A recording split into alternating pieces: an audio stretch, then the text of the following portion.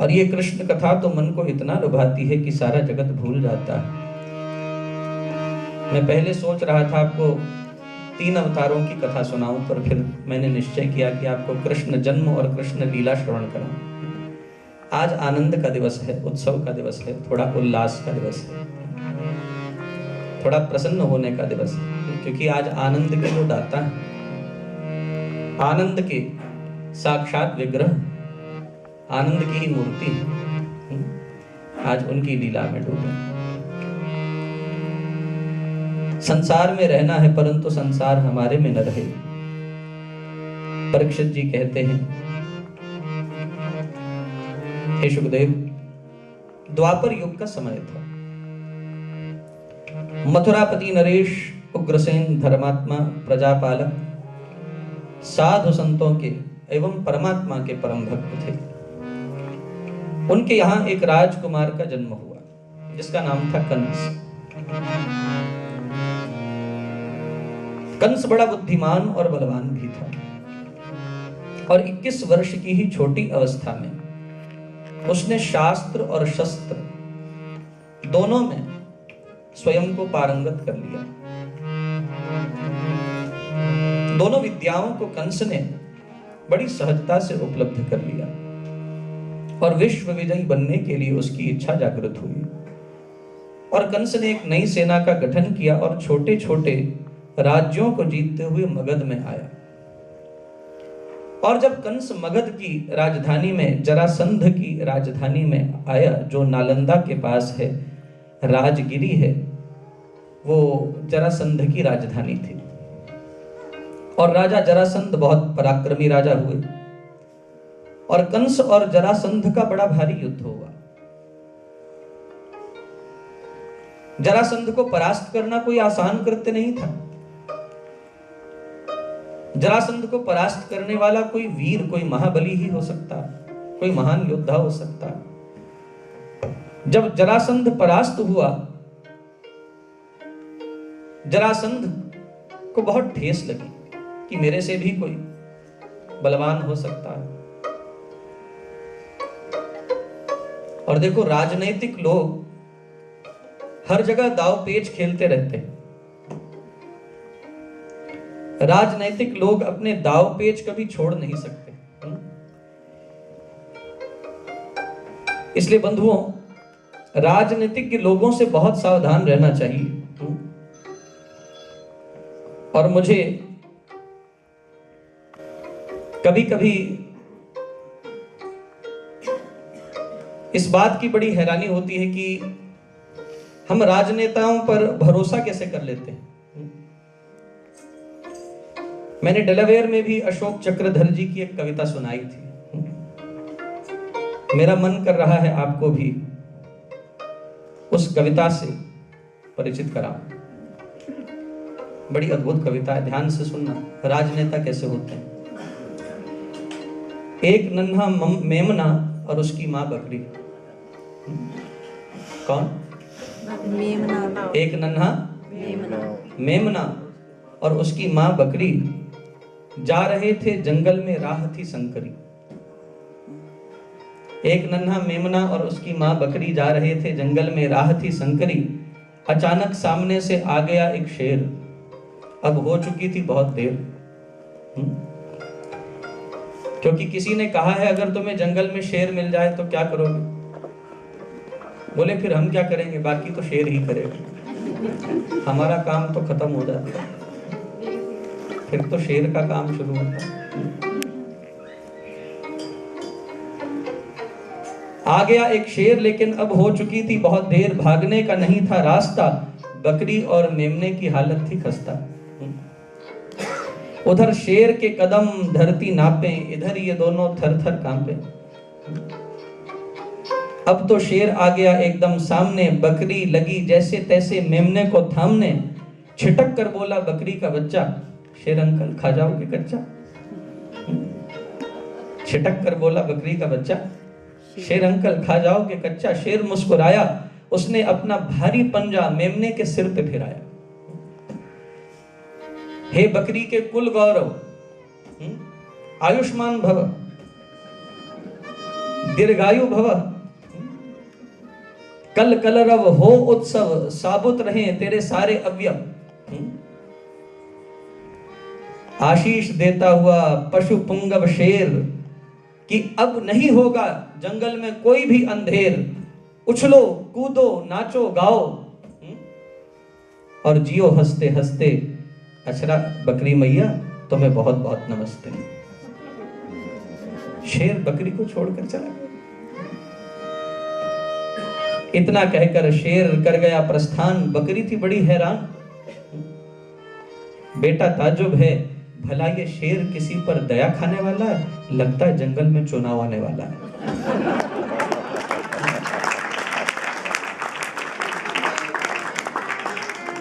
भला ये शेर किसी बकरी पे तरस खाने वाला है? भारत में चुनाव होने वाला है।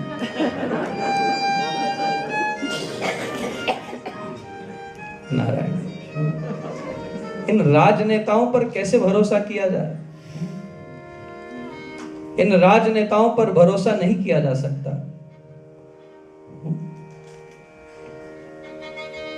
और कहते हैं, थोड़ी देर बाद, एक और सुनाता हूं, अच्छा लगा? इन सबके अंदर एक मर्म छिपा है, एक कटाक्ष है, एक व्यंग है, बड़ा गहरा व्यंग है। थोड़ी देर बाद एक रोटी का बंटवारा कराने आई दो बिल्ली। बंदर ने बिल्कुल नहीं उड़ाई उनकी खिल्ली। उनकी गंभीरता से अपना झोला खोला और ठीक वैसी ही एक रोटी का टुकड़ा निकालते हुए बोला, अरे किस बात की लड़ाई? अरे किस बात की लड़ाई है?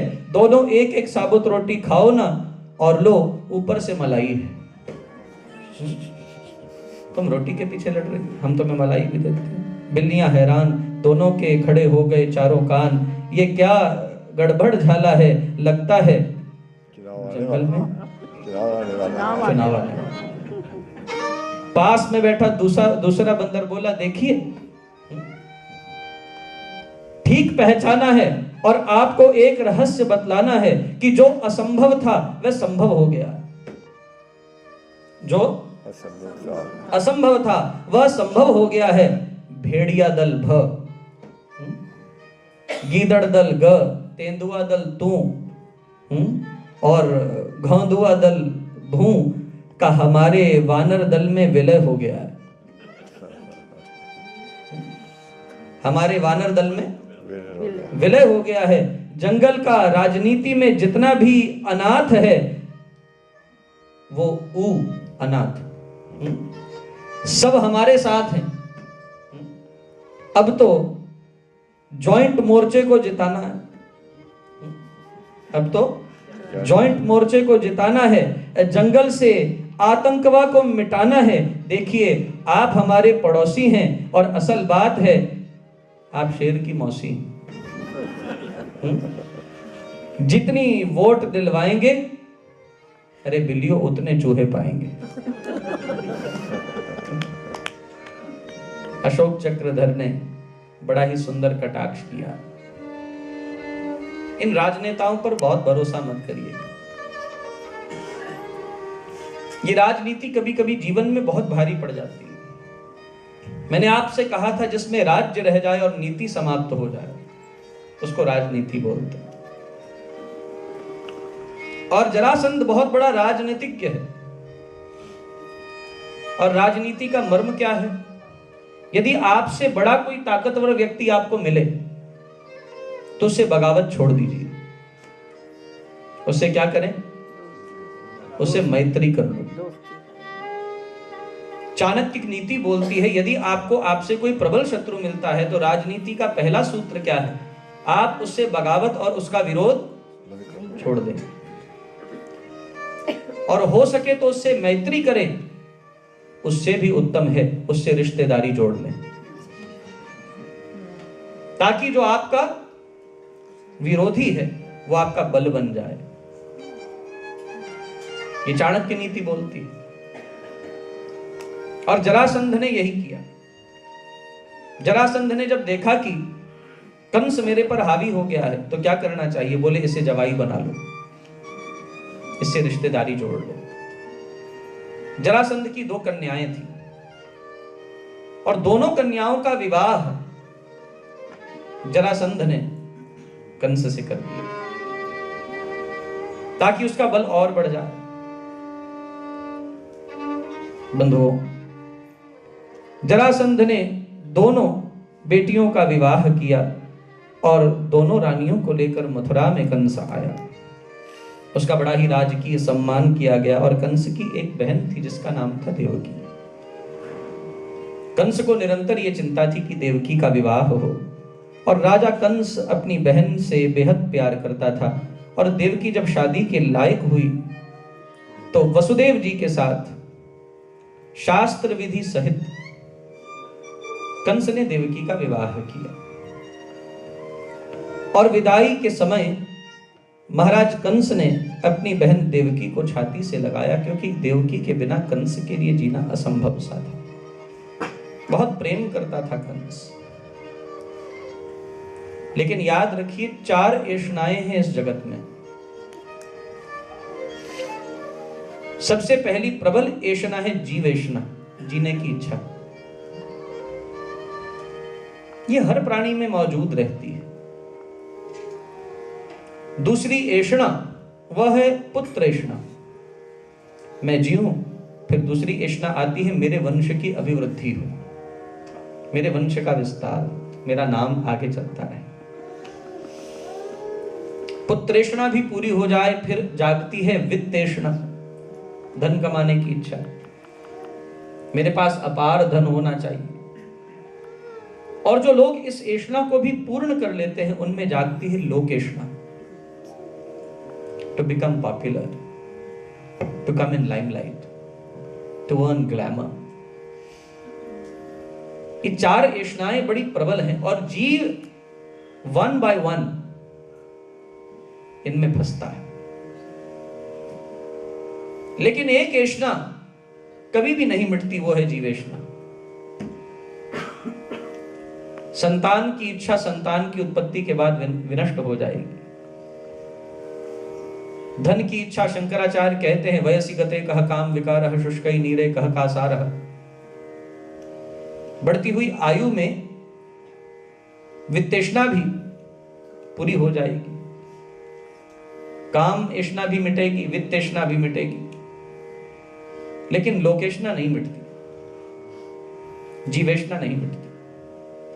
ये प्रबल एषणा है, व्यक्ति को निरंतर अपने बंधन में बांध के रखती है। लेकिन कोई संत होता है जो समझ जाता है कि इदं शरीरम कौन्तेय क्षेत्रमित्यभिधीयते एतद्यो वेति तं प्राहुः क्षेत्रज्ञः इति तद्विदः। मैं इस शरीर में रहने वाला शरीरी हूं, मैं ये शरीर नहीं हूं। मिटेगा भी तो ये शरीर मिटेगा, मैं मिटने वाला नहीं।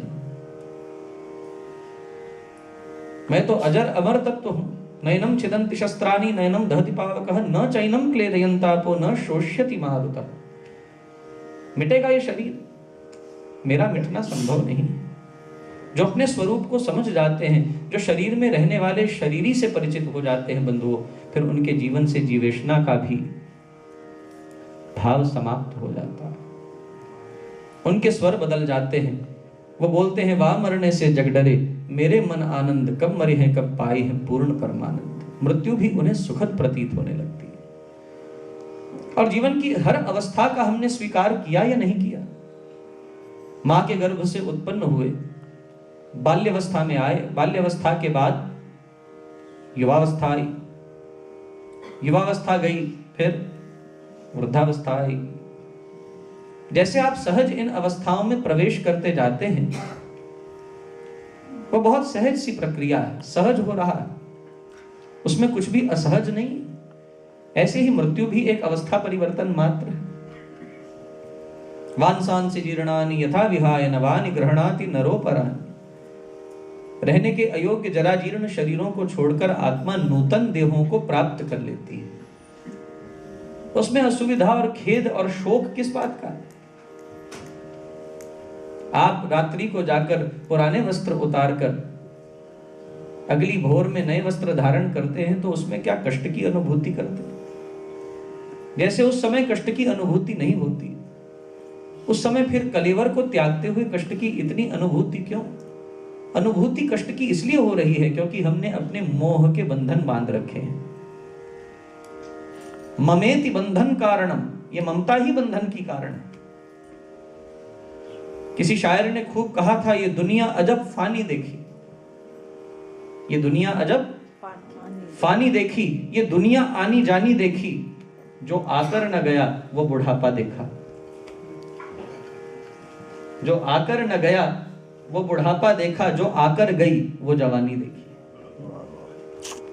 ये दुनिया अजब फानी देखी, ये दुनिया आनी जानी देखी। कौन यहां पर स्थिर रहा है? गुरबाणी के अंदर गुरु साहब कहते हैं, क्या मांगाऊं किछ स्थिर न रहाई, देखत नैन चलियो जग जाई। प्राणी क्या मेरा क्या तेरा, जैसे तरवर पंख बसेरा। गुरबाणी के अंदर बहुत सुंदर गाया है, 2 मिनट गाने को मन कर रहा है प्रेम से।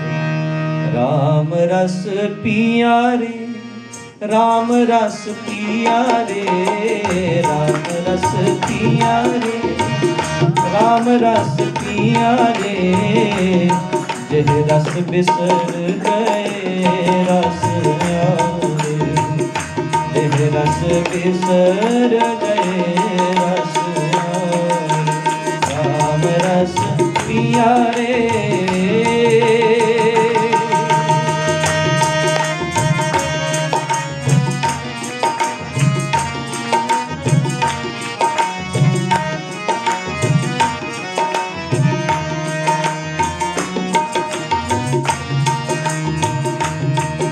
गुरु साहब कहते हैं, एक बार इस राम नाम रूपी रस को पीकर दे। इस रस को एक बार तूने पी लिया, फिर दुनिया के सारे रस तेरे से स्वयं छूट जाएंगे। जह रस बिसर गए रस और, ये ऐसा रस रे मन तेरो कोई नहीं, रे मन तेरो कोई नहीं, खिंच ले जिन पार, खिंच ले जिन पार,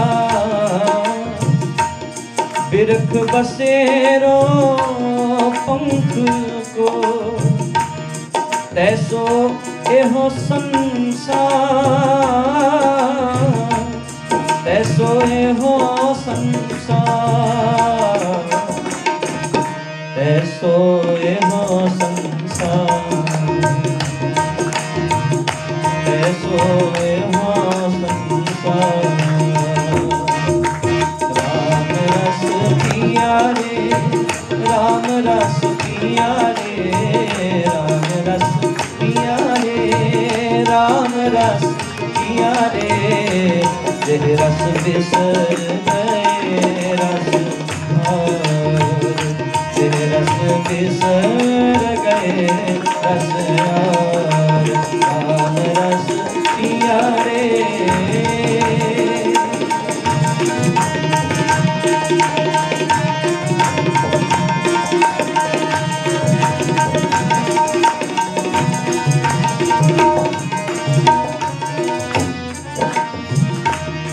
संसार में तेरा कौन साथ निभाएगा? रे मन तेरो कोई नहीं, खिंच ले जिन पार, जिनका सारा दिन तो इतनी भार में अनुभूति करता, कोई भी यहाँ तेरा नहीं, अंत तो गत्वा सब तेरा साथ छोड़े। कैसे रह रहा है तो संसार में? बिरख बसेरो पंख को, जैसे एक पंछी एक पेड़ पर निवास करता है, जितनी देर निवास करता है कहता है ये पेड़, ये निवास मेरा है, लेकिन हकीकत क्या है? छांव उसकी है, शजर उसके, समर उसका, कुछ भी यहाँ तेरा नहीं। यूं तो इस इमारत में मेरा भी लहू है, लेकिन जब वो चाहेंगे कह देंगे कि घर मेरा है। तू मेरा मेरा बोल रहा है, प्राणी क्या तेरा क्या मेरा, जैसे तरवर पंख बसे,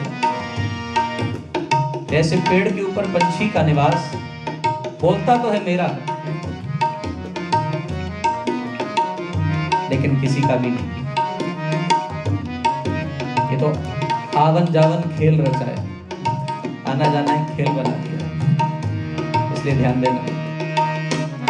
और मुए क्या रोइए जो आपा फिर ना रहा,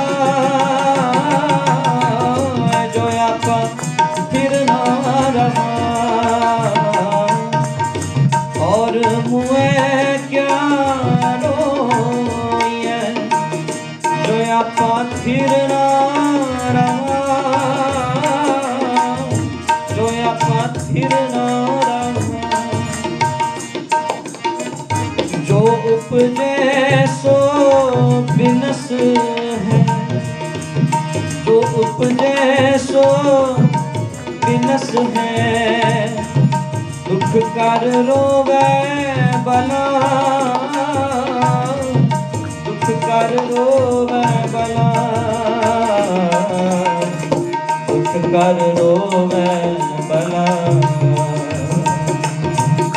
दुख कर रोवे बला। राम रस पिया रे, राम रस पिया रे, राम रस पिया रे, राम रस पिया रे। जिन रस बिसर गए रस आर, जिन रस बिसर गए रस आर। राम रस पिया रे।